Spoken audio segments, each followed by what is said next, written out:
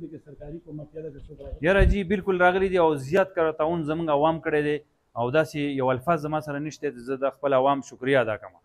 جی موږ ستاسو ډېره شکریه ادا کوو چې تاسو به د لنډ ټایم وخت کو او موږ ته راغلی او زموږ سره به د غم کې شریک شوئ.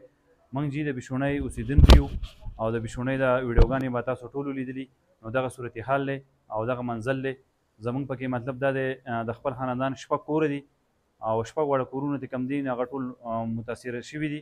اوس زمونږ لکه د ګزران او یا د شپې یا د دې څه ځای نشته، نو ټینټمنټ پروګرام به کوو فلحال. او دلته په ګاونډ کې پړوس کې یو کور میلاو شوی دی، نو پای کې مطلب زمونږ زنانه او زمونږ فیملی فلحال پای کې ګزران کوي.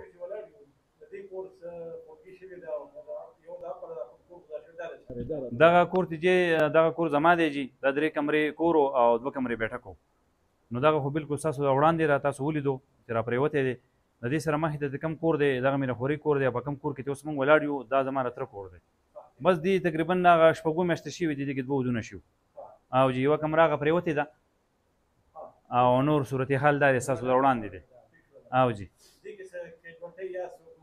نه جی دې کې نه دي شوي او دا بل کور ته پسې کم دی، دې کې یو ماشوم او زما 3 وروریان دي. د پرېنډ باندې د غټ کور ته کم دی، پای کې زمونږ 15 کسانو پاتې شوي دي.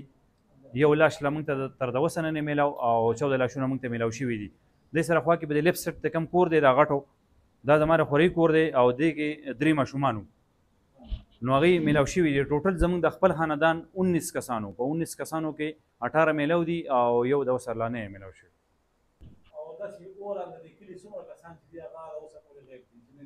یاره والله کسان ډېر غیب دي، لکه پوره دغه ماته معلومات نشته ځکه چې موږ د خپل غم د خپل مېلمه نه یو وزګارو.